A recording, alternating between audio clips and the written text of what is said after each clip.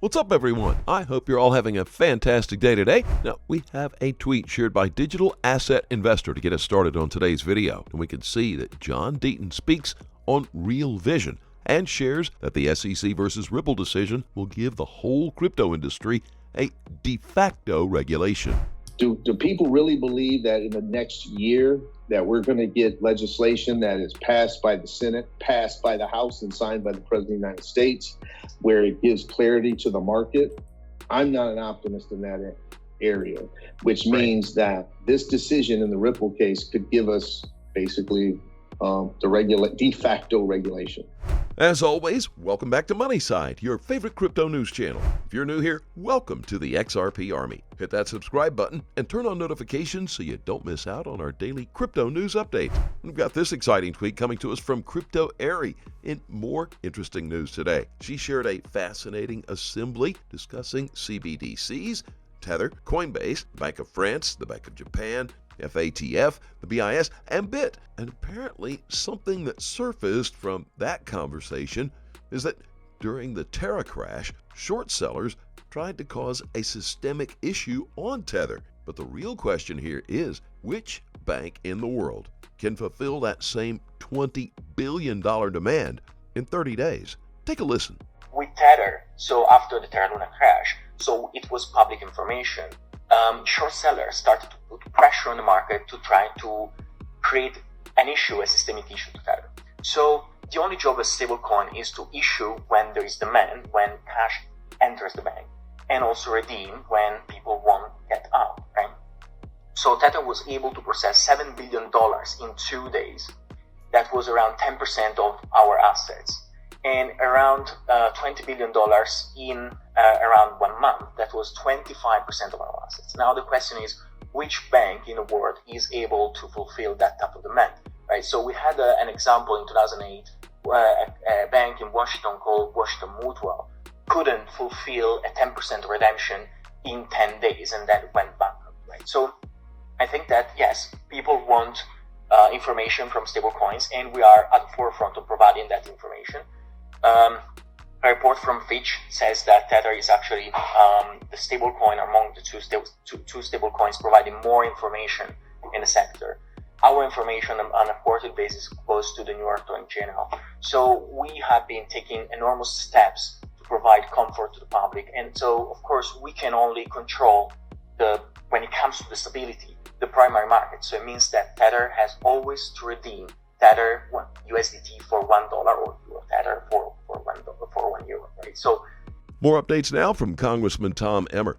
In his tweet, he shared that he could see that the congressional budget process is broken. We are on the brink of a government shutdown that could have serious implications for millions of Americans. Senator Rand Paul and I have introduced legislation that will avert a shutdown in the event a spending agreement cannot be reached. The Government Shutdown Prevention Act will automatically decrease spending by 1% across the board and reduce spending by an additional 1% every 90 days until a government funding agreement is reached. We have more interesting news today. It comes to us from James Melville. It will absolutely blow your mind what the World Economic Forum is doing alongside Klaus Schwab. There have been rumors that the WEF has been secretly working towards achieving global domination, emerging totalitarian world government. Secretive elite power with a globalist agenda is conspiring to eventually rule the world through an authoritarian one-world government, which will one day replace sovereign nation-states. Almost feels like this guy is telling us his cunning plan for global dominion. I created the community of global shapers as a means, as a force to shape our common future. This engagement of the young generation never has been more important than now, where we have to face the consequences of the pandemic of COVID-19 for creating a more resilient, a more sustainable, and a more inclusive world. You are calling for the international community to safeguard vaccine equity, to respond to COVID-19 and prevent future health crises. Nobody will be safe if not everybody is vaccinated. Young people, you are rallying behind the global wealth tax to manage the alarming surge in wealth inequality. You are calling for programs that help you and young progressive voices join government and become policymakers. To limit global warming, you are demanding to halt to coal, oil and gas exploration. You are asking firms to replace any corporate board directors who is unwilling to transition to cleaner energy sources. You are championing an open internet and a 2 trillion digital access plan to bring the world online and prevent internet shutdown. And you are presenting new ways to minimize the spread of misinformation, and you want to combat dangerous extremist views in the internet. On stakeholder capitalism will be the key. Now, as we wind down on today's video, we have a tweet from Kevin Cage. He shared that if you're in crypto, even if you hate XRP, you better be rooting for positive regulatory clarity going forward. If XRP loses, the entire alt market will be in trouble.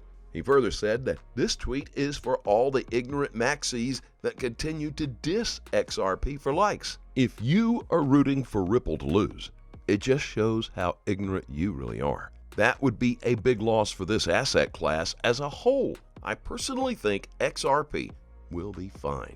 But it doesn't matter what I think. It matters what happens 2023. Curious to know what's happening with SBF and the FTX case? Sam Bankman-Fried details to Forbes' Stephen Ehrlich some of the Alameda Research's positions. He has been laughing at everyone since he started taking investor money, and he's laughing at everyone now that his fraud is exposed. Gary Gensler says the rules are clear, that he's the cop on the beat, and he did nothing to prevent this. Let that sink in. Volume is one of those, volume by client, by, jurisdiction, by a lot of other things. We didn't have that for risk. We didn't have that for position risk. We didn't have that for, margin risk. We should have. That would have probably flagged a lot of what happened a lot more clearly. And I mean, in retrospect, obviously we should have had that. In retrospect, we're applying for CFTC license and building out lots of systems for that, which would have helped here quite a bit, frankly. As always, do your own research and always trade safely, guys. Please keep in mind we're not a licensed financial advisor. All videos on this channel are intended for entertainment purposes only. You can let us know always what you think in the comment section below. Let's start a conversation. Thank you so much for watching. Couldn't be here without you.